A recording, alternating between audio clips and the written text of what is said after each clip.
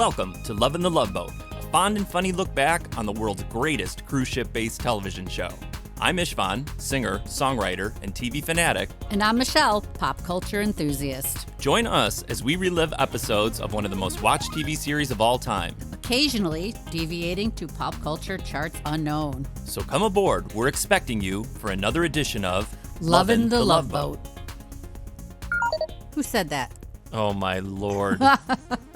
You guys, Michelle's very spot-on reference is about the person who I've been talking about for a very long time, and me being excited about his arrival on the Love Boat. That would be Billy Barty. We are here, finally, episode 35. It took us 35 episodes to get to Billy Barty, and kind of disappointed by the jokes like that Michelle just said, actually. It's kind of like when Pat Moriarty was on. And yeah, they Pat Moriarty? Who is Pat Moriarty? I do not know who this actor is. Pat Morita? But Pat Morita cut.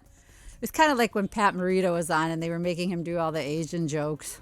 Oh, yeah, when he was screwing up the references and things like that. That's the one really downfall of the show sometimes, where they have this running gag and the gag itself is not funny. And they make my main man, the guy was excited and still am excited about being on the ship, Billy Barty.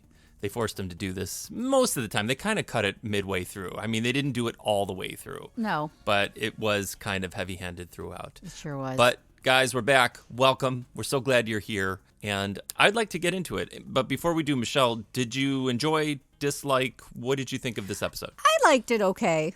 It wasn't like mind-blowing or anything, but it was good. It was cute. Some of it was cute. Some of it was a little, we'll get into it when we talk about Julie. A little off-putting, as always. And then... Oh, I love the Julie stuff because it gets, that's part so of the weirdness, bad for man. her as an actress. No, I have a whole bunch to share on Julie today. All right, well, let me give everyone the three storylines, and then we will set sail. First, we have Heads or Tails by Ann Gibbs and Joel Kimmel. Secondly, we have Mona of the Movies, written by Howard Albrecht and Saul Weinstein. And thirdly, we have The Little People, written by Barry Blitzer. Now, again, I'm psyched for Billy Barty, even though they made him do like this running gag that wasn't so hot. Who do we have besides the wonderful Billy Barty? We have the wonderful Edward Albert as Doug Warren. He's Eddie Albert's son. Oh, we have two Nepo babies on this We ship. do. We do this time. Then we have Billy Barty, who you mentioned, as Ralph Warren, his father. Mm-hmm. Then we have Patty Maloney as Dottie Warren. So, she's another person, no pun, please, you guys, loomed large in our childhood, at least mine. Yeah.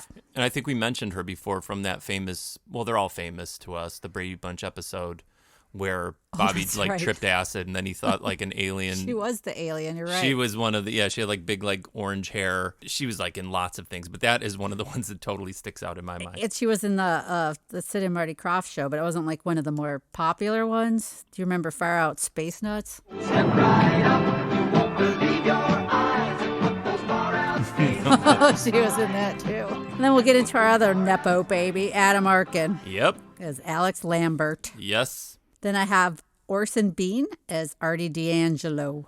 Why? That name is so familiar, Orson Bean, but I didn't know who that guy was, and he did not, he was not familiar to me by how he looked, Orson Bean. No, but I guess it's another person who was in a lot of like movies and TV shows at the time. But then I was reading up on him, and during the 1950s, he was blacklisted because he was dating a communist.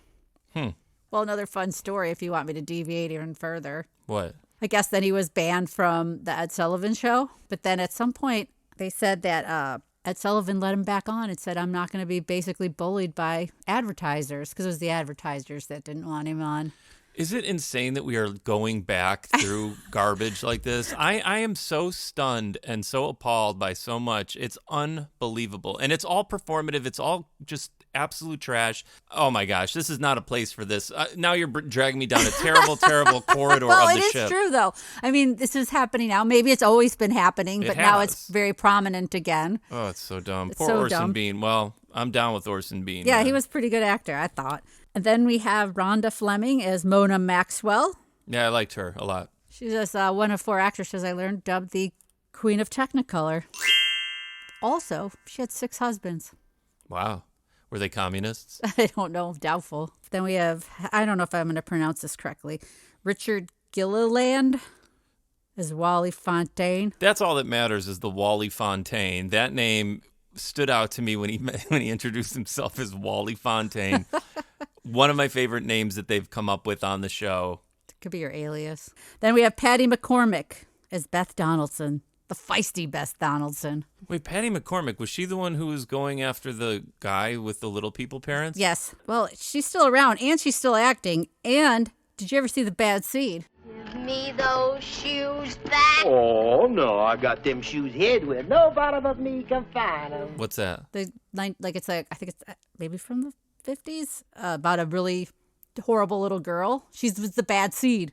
Oh, no, I got to check that out. Yeah, they said it's the first ever evil child in a movie. Oh, that sounds You great. never saw The Bad Seed?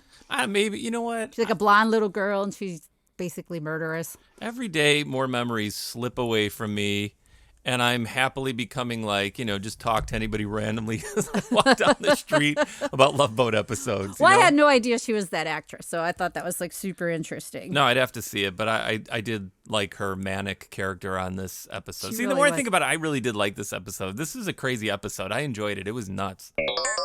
Well, let me just put on my 1970s super high jogging shorts and let's get right into this cruise.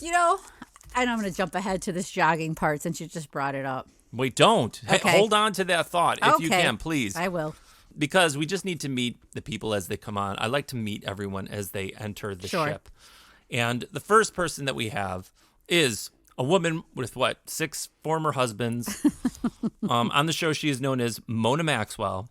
And she's like a former, what was she, like a musical star or sign it like television musical? Yeah, type like person? an actress, probably not too far off from what she was in real life. Yeah, and so everybody's excited because she's like a celebrity, and she comes onto the ship every year, like it's a yearly thing for her, and everyone's very excited. Yeah, I didn't realize it was like a yearly thing. But I didn't Yeah. see her last year and last season.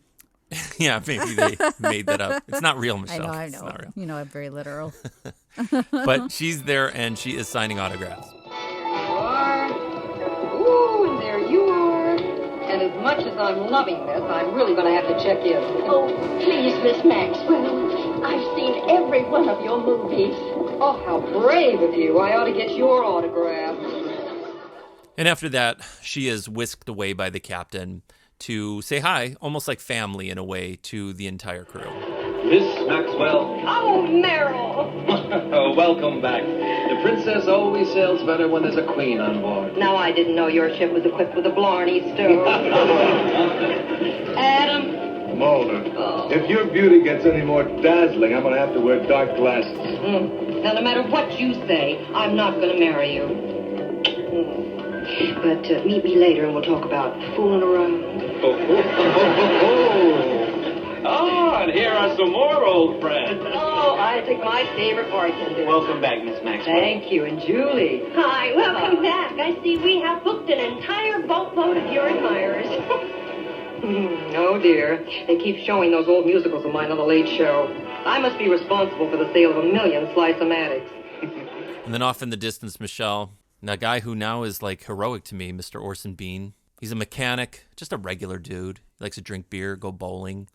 It's like poker. He is starstruck, but it's weird. I didn't like when he said she was my idol. That's kind of a strange thing, your idol. Yeah, that is weird. Because they seem like kind of the same age, really, in a way. And Absolutely. it's like, it just was an odd thing for him to call her. But he's sort of like waiting in the wings or admiring her from afar because he's very nervous, as you would imagine. And Doc Super is like wingman out of control on this episode. Yeah, I thought it was crazy how he took him under his wing, literally, to get him together with her. Yeah, pep talking him into Miss Mona Maxwell's life. Michelle, there are 2 little people with very big personalities, and they are next in line. Cracking short jokes right off the bat. Yes, unfortunately. But the entire thing of this was one of the things that we've been talking about is like that this show kind of being ahead of its time in a way, or at least maybe up with the times, because they are just trying to show these people as regular people. And obviously the cornball jokes are a defense mechanism in a way, or a way to disarm people. Mm-hmm. So they aren't afraid to just interact with them. So I get that, and that's why I gave them a pass on the corny jokes. Sure. You always got to have that like comedic couple almost every episode, and that is them. And they kind of did it nice because there's something far more serious and sweet to their story, which is also kind of nice about this. And man, they really dressed that Billy Barty up pretty nicely in some dapper clothing, didn't you think? He had some really cute suits. Yeah. So these two guys come on. Hey, nice boat. Real nice boat. Tell me, Dottie, how does this compare to the Mayflower? Oh, stop. Well, try to act respectable, at least for our anniversary. Hello. I'm Yeoman Purser Smith. I'm here to check you in. We're the Warrens, and I'm here to check her out. Excuse my husband, Mr. Smith. He's a little crazy. Who said little? And you'd think that would be enough, but it isn't. No. Because there is a reveal right from the beginning that they are on a cruise with their son, who is a regular-sized person. Correct. Hey, what took you so long, Shorty? Well, I've had to catch up with the bags. What'd you guys do? Pack for a trip around the world? You know I never do things in a small way. Who said small? This is our son, Doug. Oh, hi. Well, let's see. Warren, you've got adjoining cabins on Fiesta Deck, 287, 289. Son, I can't thank you enough. What a wonderful way to spend our silver anniversary. It's something I've wanted to do for a long time. And truly devoted to his parents. He's a very good son. He really is. Because, yes, he's taking them on this cruise for a 25th wedding anniversary gift. But then, Michelle, your favorite thing on Earth happens, which is the coincidental bump-in. Right. So who does he bump into? A woman from the office building. Sexy lady that he's been like flirting with, just with glances and smiles on the elevator in the building, the spelling building maybe that they work in. I can't remember. But this very intense. I feel she's a murderer, quite honestly, the way that she acts Super pushy. throughout this. But, she's kind of hot, so we're going to let it slide. But these two guys bump into one another. Your parents are a kick. Yeah, they are the greatest. Hi. Hello. You're, Oh, I know you. The elevator at the spelling building. right, you get off at the 16th floor, I get off at the 25th. Hi, Doug Warren, stockbroker. Beth Donaldson, advertising. Gopher Smith, shipping. Isn't it amazing? After a year of just sort of nodding to each other and everything on the elevator, we finally get a chance to meet. Yeah. Yeah, I'm gonna take the bags, but I'll see you later, yeah? Oh, you bet you will. Yeah, okay. Glad to see you. Yeah, me too. Speaking of pushy, Yes. let's lead into the two fellas that come on after that. The Roofie brothers? Alan Arkin and Richard Gilliand. Alex and Wally. Yeah, but these two hot dudes come onto the ship, kind of razzing one another. Yeah, always competing. And it's like, as soon as they set foot on ship, their lady radar goes off, and they both hone in on the lovely Julie. Oh, poor Julie. Hi, doll. What's your sign? Julie McCoy, cruise director. Pay no attention to this buffoon. You and I can make beautiful music together. What, and put your monkey out of work? I love a girl with a sense of humor. I love a guy with an original line. Pardon me, gentlemen. May I have your names, please? Alex Lambert, at your service, miss. Wally Fontaine. Oh, yes. You're on the Fiesta Deck, cabin 264. Happy cruising. I'll see you later, just as soon as I get rid of the excess baggage. My cabin, as soon as I dump my father. The pushy fellas are in their cabin. I'm surprised they're not getting into their pajamas, but they are discussing Julie and fighting over basically who's going to hook up with her, as if that's already something that's going to happen. So they decide to make a bet about who she will go with. All right, okay. I got a very important decision here. Which threads will Julie prefer when I sweep her off her feet at dinner tonight? You couldn't sweep her off her feet if you were a broom. Oh, no? Well, watch me and learn from a master. $1,000 says I'm the one she falls for first. $1,000, Wally? You can't afford to lose that kind of money. I'll make it easy for you. Let's make it 500. Yeah, I'm your buddy. I can't take 500 from you you don't have. I'll settle for $12. I'll tell you what. Let's keep things in your league. Make it a pizza. With anchovies? You're on, right. And not only did they decide on just betting a pizza, but a disgusting pizza with anchovies. Well, I mean, how dare you say that? Maybe some people really love anchovies. Maybe that's exotic. I think we know there's many debates about pineapple being acceptable on pizza, and some people, I think, really, truly loving that. I'm sure on the ship they would have a pineapple ham pizza. Well, that's usually how it goes. It is a Hawaiian pizza. I think the little people were actually eating the pineapple and ham at some point on the ship. I think I noticed them eating that as a snack. But Artie what's his name? DeAngelico? He's like getting hammered because he's so sad. He's very emotional. And then Doc is, again, hovering around trying to get this guy lucky with this film star. Isaac is helping out too, and they're both like kind of like encouraging him to go talk to her because she's just like a regular person. But also, did you catch that he's Isaac's mechanic? Yeah, because they worked it in with the screwdriver because that's what he requested, yes, and he recognized him. But he's not really a failure. He's not just a mechanic. He owns 5 shops. Yeah, he owns Toontown. It's pretty Tune-Up successful. Town, I think. Yeah, Tune-Up Town. He's the mayor of Tune-Up Town. It's pretty successful, if you ask me. It is. He's got nothing to be like ashamed of. And he's a successful guy. And so it's like then they send him over. Or no, I can't remember. Like, I think like they definitely make a date for dinner. Oh, hi, Miss Maxwell. Isaac, one of your notorious pina coladas, please. Oh, I'll bring it right over. Great. Oh, hi. Hi. I see you two are finally speaking. Ah, yes, he sent me a dozen roses and I just couldn't stay mad. I'm talking about you and Mona Maxwell. I don't know what came over me in the lobby there. I mean, I didn't have anything to say.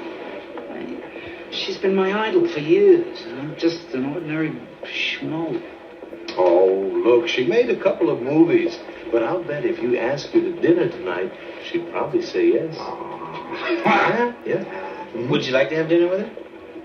Yeah, but I'm sure she's busy. Oh, I'll go find out. No, Isaac! Oh, thank you. Miss Maxwell, my friend Mr. D'Angelo would like to know if he could have the pleasure of dining with you tonight. Tell Mr. D'Angelo that I'd be delighted.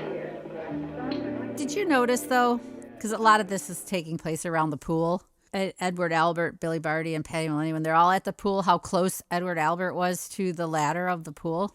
I did not notice that, no. He was like right up against the ladder. So like when people were coming out of the pool, they were like getting water on him. Oh, I didn't notice that at all. He was like right up against the ladder. Michelle, you've already mentioned that the son is very devoted and that he has spent some serious cash. Because what was he? Was he like a stockbroker? Something. Wasn't that his job? Not something. It either is or he is not. I don't remember. It's he either is that something. or he's like an advertising. No, the woman was in advertising. Oh, okay. So I think he was a stockbroker in the same building. So he's making a good living. Sure is. He's got really long hair on the sides and in the back and then swoop back on the top. I kind of like that hairdo. Crazy eyes. Yeah, very intense. Yeah. Very intense. Very like soulful eyes, I thought. And he also was dressed like Where's Waldo for half of the ship, if you noticed, in a big horizontally striped red and white sort of like sweater. His cruise lounge wear. Yeah, it was kind of a cool choice because you really notice him then. And it's like he is spending so much time with his parents, maybe a little too much, and they think it's time for the bird to leave the nest. Mamma mia! I like to be around when she reaches puberty. Just do it, Ralph. She's not your type. She is if you give me a boost. Who said that? How did you put up with him for 25 years? What could I do? It was either him or Mickey Rooney. Hey, Doc. The ship's crowded with portraiture. What are you hanging around us? Because I want to. I mean, this is for you. But that doesn't mean you can't have a good time. I think we're inhibiting you. In that case, how about a game of shuffleboard? Great idea. And don't give me the short end of the stick. Who said that? I didn't. I also super appreciated him and the woman who played his mother. They had a really good interaction between each other, I thought, throughout Yeah, it was the whole cute. show. I totally agree. She was great. She was like sweet, and she played a nice, kind mom. She did. And tolerant because the husband's kind of like a loose cannon wild man, and she kind of keeps it all together, it seems. Like she's the glue that keeps that whole thing together. Definitely. But it was very nice. You've been led to believe that things are going really well between the mechanic and the actress. Because they are. Because she accepted his dinner invitation, which he was shocked about. And she wasn't put off by his awkwardness initially. No. She's a cool lady. She is. But As he's getting ready in his ruffled tux. Yeah. There's a knock at the door. She has to, what was it? She had to go with the captain and meet some investors or something? Let Mona tell you, please. Okay. That's a very beautiful dress you have on, Miss Maxwell. Or may I call you... Oh, Mr. D'Angelo, I'm so sorry, but Captain Stubing reminded me that I'd promised to have dinner with him tonight. He's entertaining some bigwigs from the shipping line, and, well, I guess they wanted to meet me. Can we make it another time? Oh, sure. We'll make it another time. Thank you, and I'm sorry for such short notice. Hey, look, I know how it is. How it is I'm a jerk. And this guy is unstable emotionally. Right. He got so upset and took it so personally. Oh my gosh, she's like a child. And it's like, calm down. Like, she came to your room, like, you're talking to this person. Any interaction is gravy. Right. You know, for the mayor of Tune-Up Town. Yeah, don't be so hard on yourself. Yeah, so he's about to like cry into his ruffles. And it's like, she's popular. So it's like, you have to understand that. But he is very distraught. He really is. I think I would like to go to, like, later on, I believe this evening, like, the disco lounge. Yeah, there's some hot disco playing. Oh, my goodness. I liked it. I loved it. I thought the music was some of the best disco music of all the episodes so far. I would hang out in that lounge all night long. I would too. And I wish there was like an album of their music. Yeah, that'd be pretty great. We need to look. Maybe they did release that. Wouldn't that be cool? Oh, that would be fantastic. You should look that up. You're the person to be looking that up. Yeah, I should, because that music was really good. And that's where like a little bit of a swap takes place, right? Oh, yeah, because how about, did you catch that line? What line? Trip the light Travolta. I hated that line so much. I really did. Coming out of that Arkin's doughy face, it really bothered me. This character bothered me the whole time. It's not Arkin's fault, but it's just like, I don't know. It's just kind of weird. Yeah, he just didn't cut it in that part. Well, I thank you for dinner. I had a lovely time. My pleasure, Julie. I don't understand one thing, however. How can you go from champagne and caviar to chopped liver? Well, Julie, the mercy date is over for the evening. Prince Charming is here to dance the night away. See you later, honey. I will leave a light in my porthole. Your friend's a clown. Yeah, laughing on the outside and weeping on the inside. Poor guy. Really? Why's that? Well, listen, don't tell him I told you this, but he's miserable. He wanted to bring his fiancée on this trip with him, but she had to stay home and work, They're saving every penny they have for the honeymoon. And I gave him this trip as sort of a pre-wedding present. Oh, you gave him this trip? Yeah, well, a single guy like me, who have I got to spend my money on, except my friends and my girl, if I had a girl. Isn't that strange? He told me that he brought you on this cruise. Yeah, well, like you say, he's a crazy clown. Listen, shall we trip the light Travolta? Sure. The one thing disco music doesn't have power to heal, Michelle? What? The shock of a woman when she sees two little people sitting at the bar. Ugh. And it completely rattles her to her core because she has the horrific thought that if she were to ever procreate, one of her children could be small.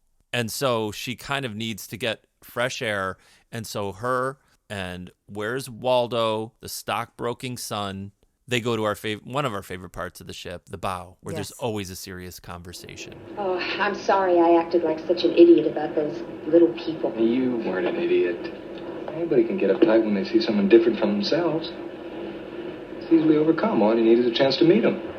I guess I have this deep-seated fear that maybe a child of mine could turn out like that. Beth, those little people are in there, and we're out here.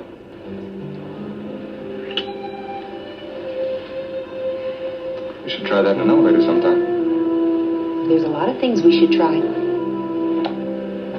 Not in an elevator. And is this woman already, I can't remember now, was she already like throwing out the idea of having many children with him already? I think she does. She's already... Guys love that when you like throw the idea of having a huge family, I think, right? Or Right. at least in the 70s and 80s, that's what guys really were attracted to. But she still doesn't know, obviously, that those are his parents yet. So I thought it was odd that she was not complaining, but saying like she wouldn't want to have little people children. This part I was all screwed up because we had watched these before, some of these, earlier before we ever even had, the inkling that we were going to do the podcast.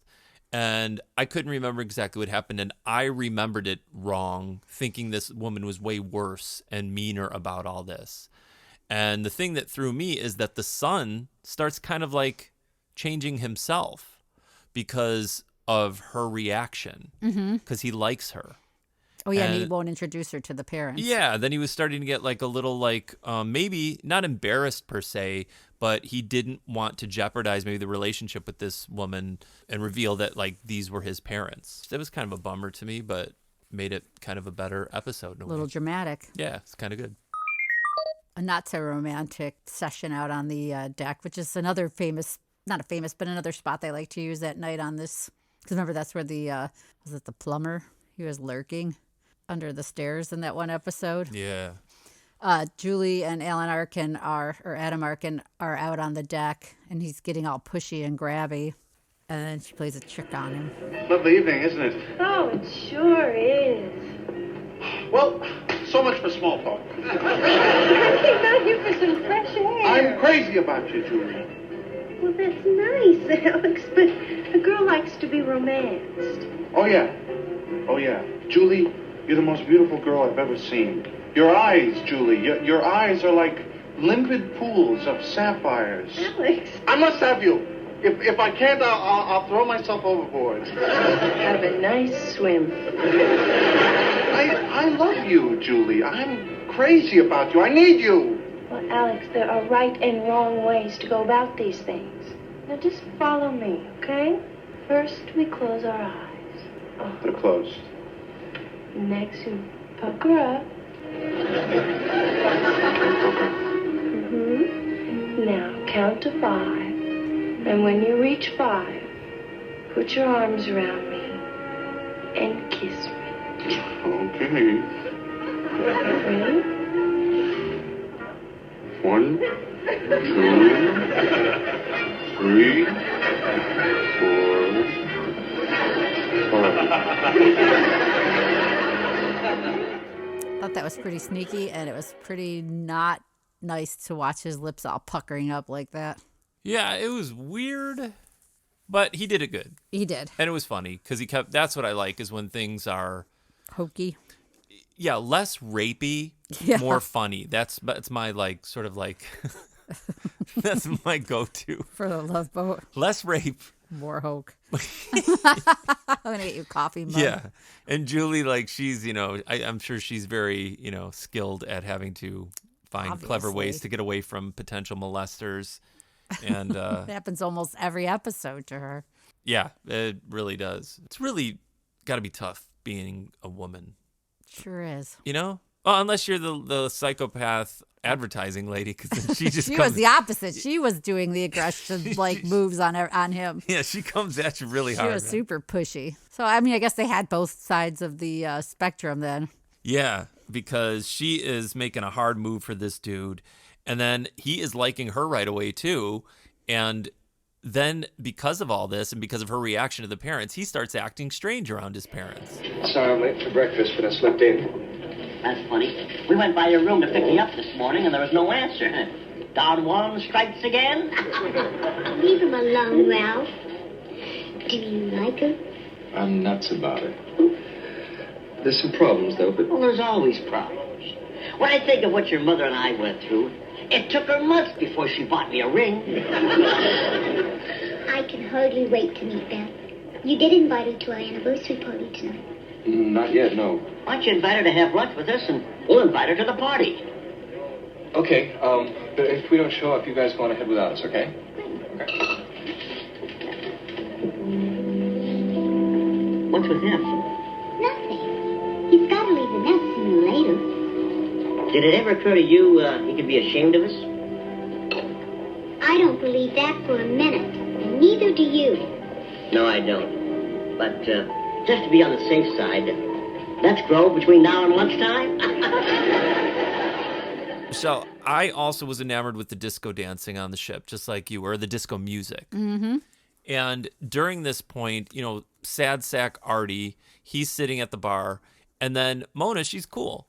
And she comes up and she asks him to dance. But prior to that, if you recall, he's like, I know this song. And it made no sense because it was like a disco song. And it's like, this is the song that she danced to in whatever movie, Mm-hmm. That made no sense. And then they go onto the dance floor and it sounded more like a song that would have been in like an older movie or something. Right, So it kind of totally changed tempo. Hey, do you hear that song? She danced with Gene Kelly to that song. And what was the name of the movie? Shall we dance? Gene Kelly wasn't in Shall We? It's you. Hi. Hi. Well, I'm asking you to dance. Are you sure? Well, of course I'm sure, Mr. D'Angelo. May I call you Artie?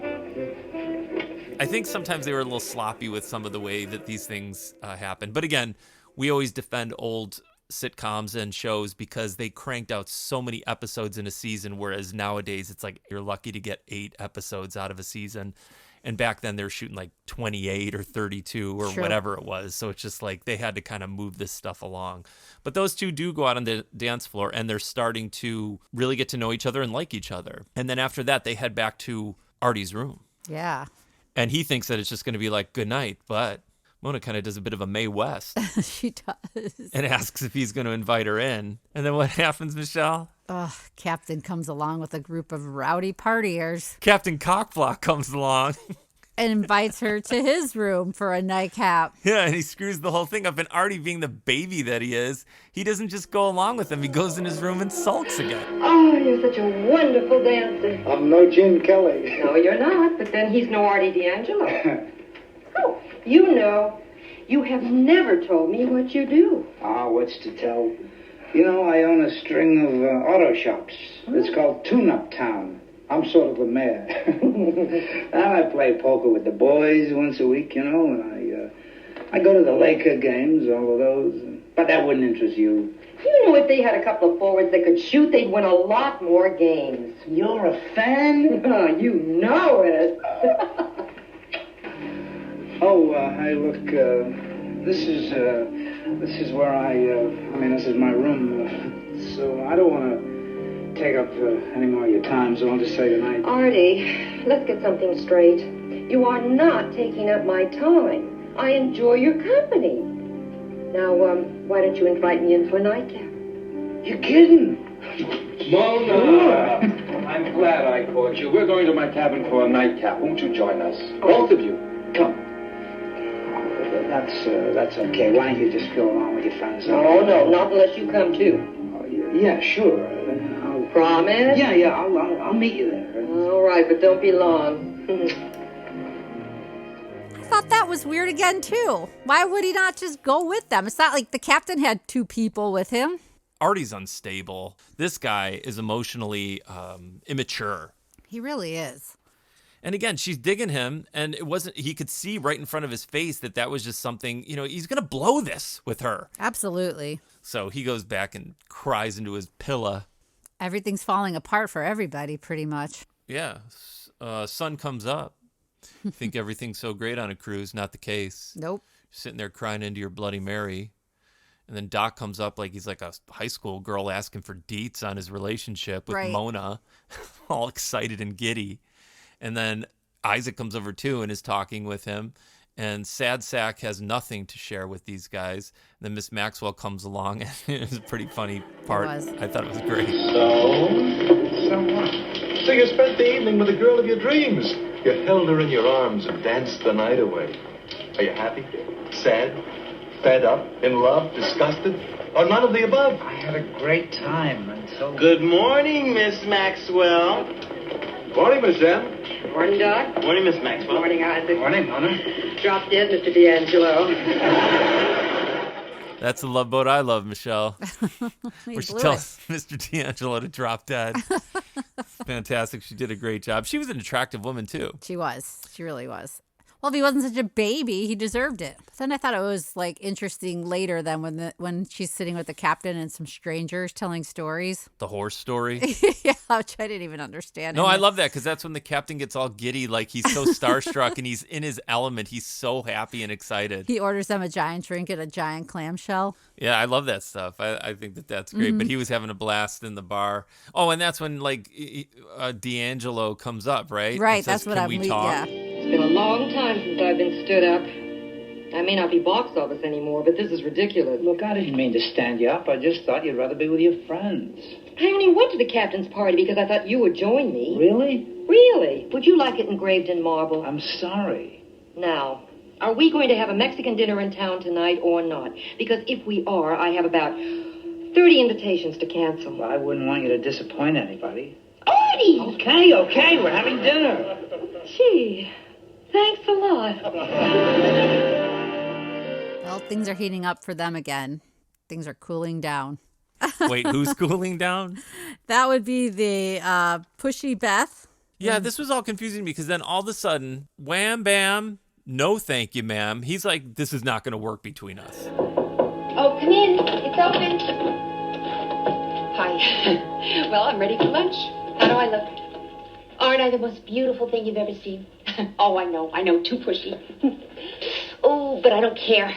I've decided to have 16 kids, and every one of them's going to look just like you. How's that for pushy? Beth. Hey, I'm trying to tell you that I love you.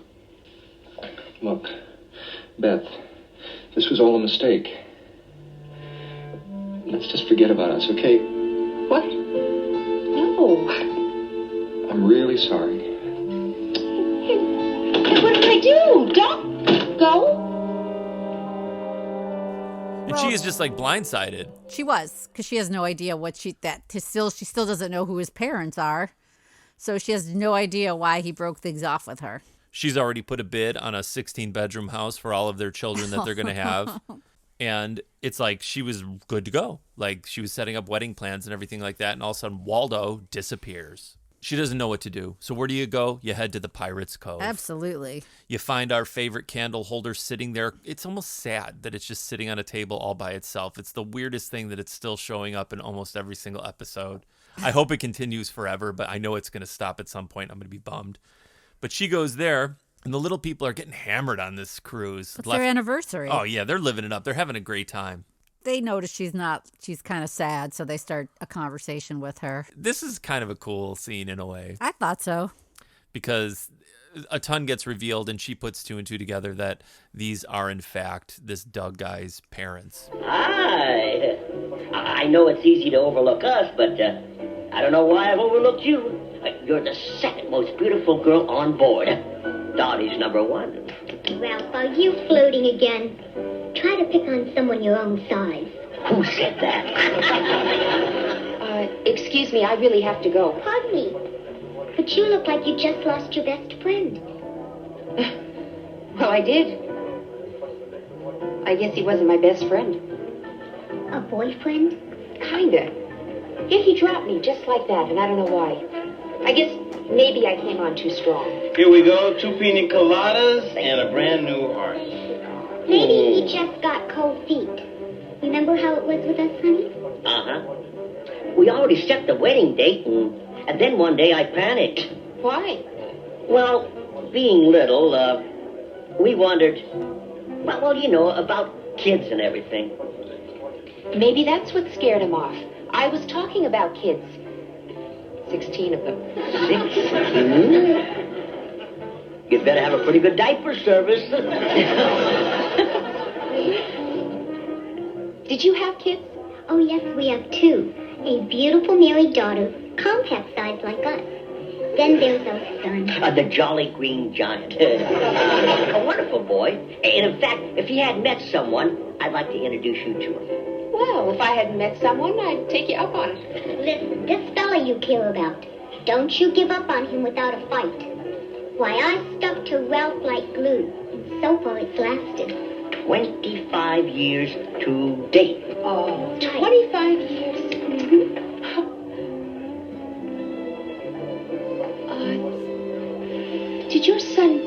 you on board to celebrate your anniversary? He sure did. Oh. Well, then I will take your advice. Oh, thank you. Oh, you're wonderful people. No, just people. And then after she leaves, they also determine that she is the woman that he's been seeing. Yeah, I love this scene because they turn around. It's such a great framed shot of the two of them just drinking their drinks, and there's like 17 different expressions that they do. I took a photo of this. Did you? Oh, yeah, I did. I loved it so They were much. cute together, though. I loved them. No, I was so excited about these guys being on the ship. I couldn't wait. I wish they were on every single cruise. Absolutely. I like them a lot. But like they basically turned the tides for the sun. Yep. Without even knowing it, because they're just really, really nice people. And that is the deeper element of this, right? Right. Because that's what they say, that the mom says. She says, we're just people.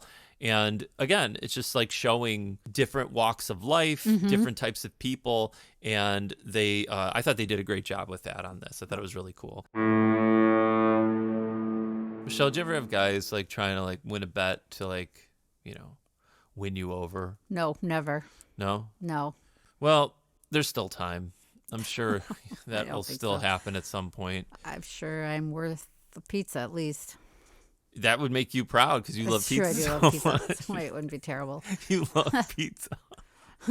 But like these dudes, they went from like I think kind of really liking Julie to then where the bet took precedence, and then they're both just acting like absolute maniacs. They're lying left and right about the other one. Correct. To undersell the other guy and, you know, tip the scales in their favor. And then wait, Arkin basically really does like just pounce on top of her. Yeah, she is back in his cabin, and he's just... Oh, he faked an injury, a ping pong injury. Oh, that's right, a ping pong injury, and she's helping him back. Like, yeah, she should have just taken him straight to dock, not back to his cabin. You would think that the red flags would have been there for her, that she would have been savvy knowing that this is kind of a trap, but sometimes you let your guard down. Yeah, she's just very nice, and he took advantage of that. Yeah, throws her on the bed, starts trying to like make out with her, and then the other roommate comes in. And then he just blows the whole roof. Ooh, I feel like such a klutz. Turning my ankle playing ping pong. Well, I still think you should see Doc. No, what I really need is to just get off it. Here, give me the key and I'll open the door. Lean on me. Careful. Whoa. Wait, let me close the door. It's good. What are you doing? I'm kissing you. Well, what about your ankle? There's nothing wrong with my ankle. It's my heart. No,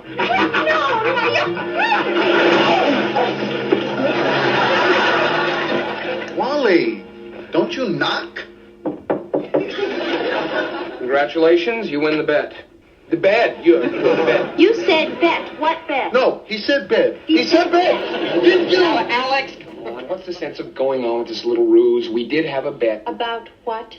You. We had a bet to see which one of us would... I'm so ashamed. You're also a jerk. Bet I was a bet? I can't believe this. The two of you, you and he and... Oh.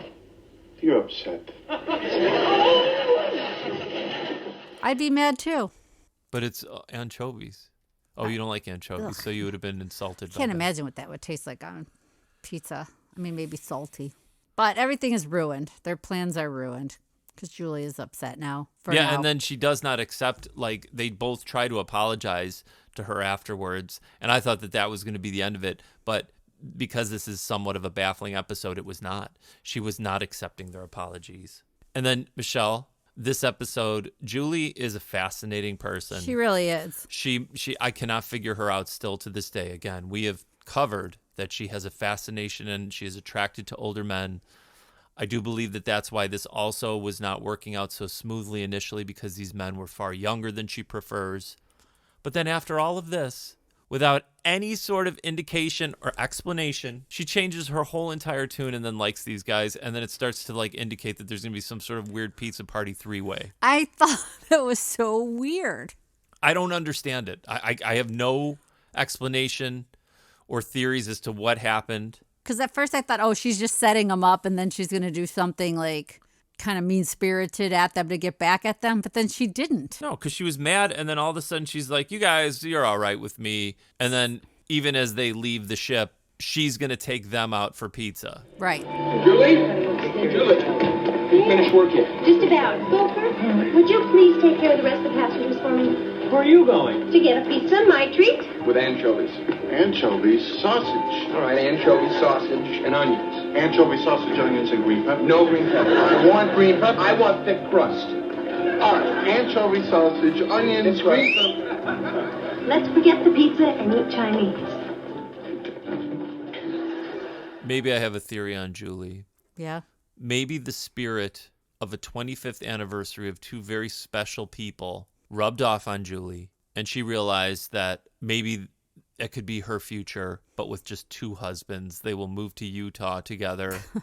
No, it doesn't work. It's always the other way where guys get a lot of wives. You don't get it the other way around. Maybe she'd be a trendsetter. Could be. And so she decides, but that is the thing. The spirit of this anniversary has changed her tune on these guys. Could be. And that's what happens is in Disco Lounge, Beth comes in. I don't remember what happens with those two. The son was sitting with the parents, and he's kind of being sulky a little bit. All out to the 17th floor, including all stockbrokers and their wives. I know. Too pushy. Look, I got a couple of pieces of good advice this afternoon.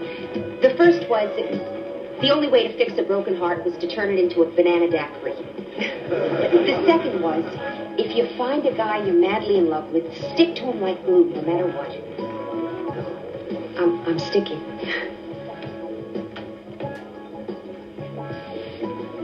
Okay, and there's something you gotta know. You see those two small people dancing over there?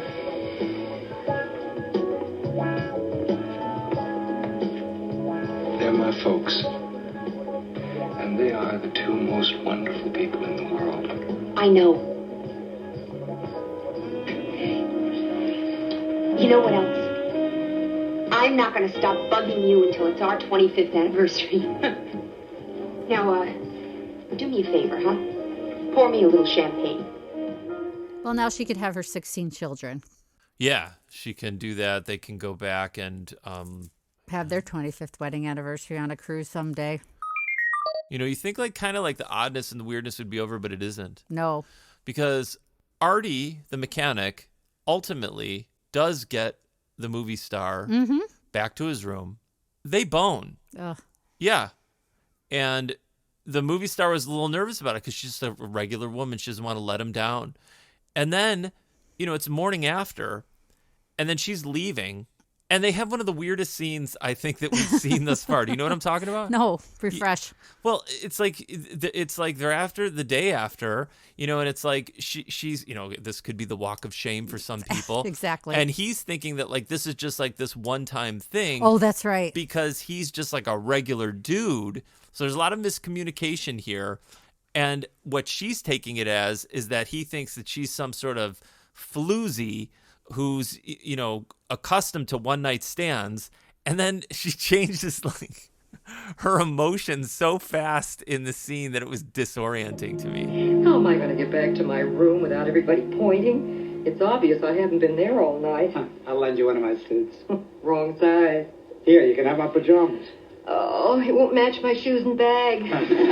Oh, Artie, you're great. The feeling is mutual. I'm never going to forget you, Mama. Oh, now, wait a minute. That sounds like you were saying goodbye. I am, really. I mean, I wouldn't presume to think that this could... I don't believe it. You think that I'm the kind of a woman who plays one-night stands? That I'm some cheap broad? Mister, you've been seeing too damn many movies. Mona. What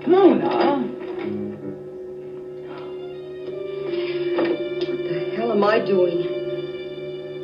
I love you, Artie. Don't let me go out this door. It's lonely out there. I won't, Mama. Not even if you wore my suit and my pajamas.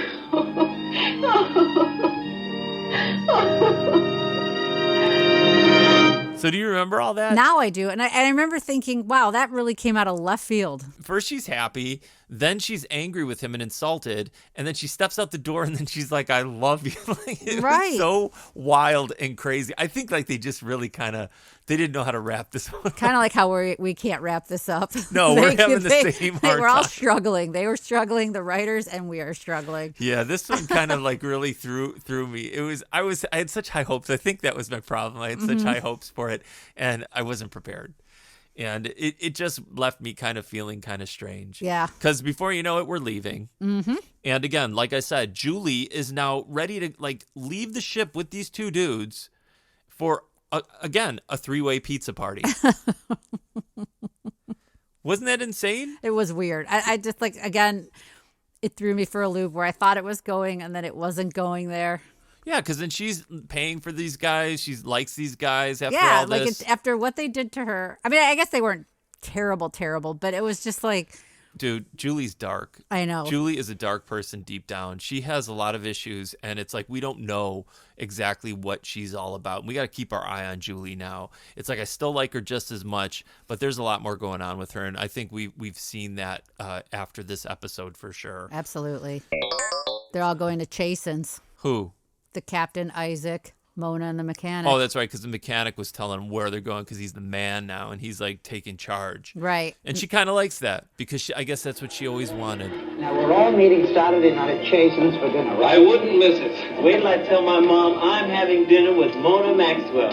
Oh, no.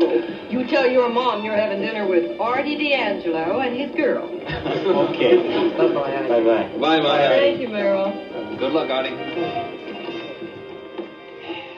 But they're going to be so happy, though, and you should be happy for them because, like, he is, like, again, making a good living, and he'll be able to buy, like, back then, Lakers tickets, probably season tickets, were not all crazy expensive. It probably was affordable for a guy like that. And they're going to have a lot of fun eating, like, hot dogs and pretzels and... Hope they make it. Yeah, like a beer.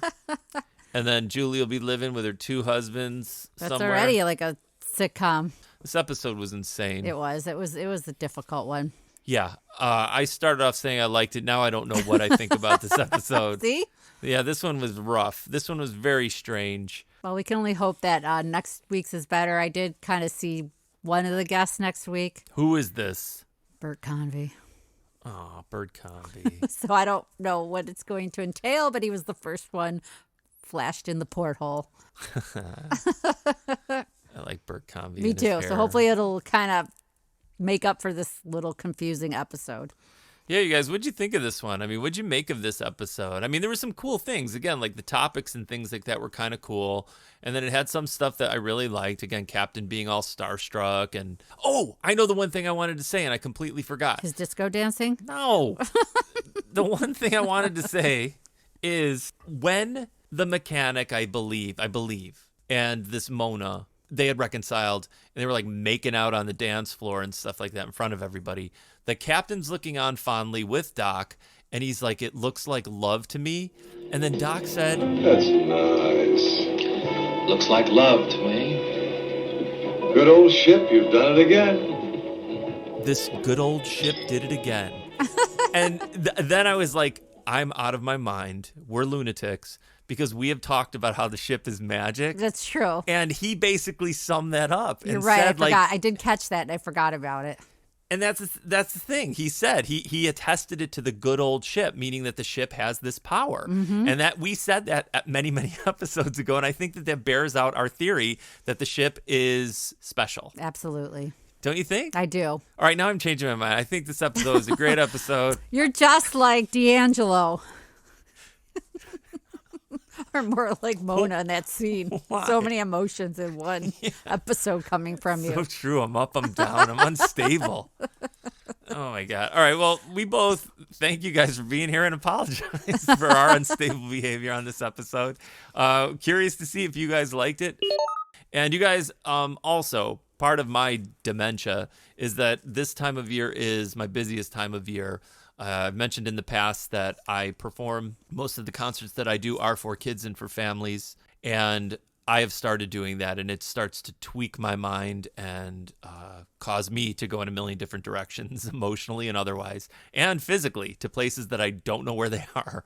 So if you are in the Chicagoland area, make sure that you check out my website, ishvansongs.com.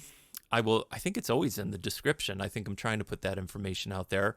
But to see if you have children, nieces, nephews, grandchildren, whatever, you got a kid who lives next door, I may be playing near you. So check my concert dates, or if you are familiar with the Bands in Town app, there's all different ways. On Spotify, my profile has my show dates, and it's posted in many different places. So it would be great if someone from the Love Boat podcast came up after a show, introduced themselves. It would be fantastic.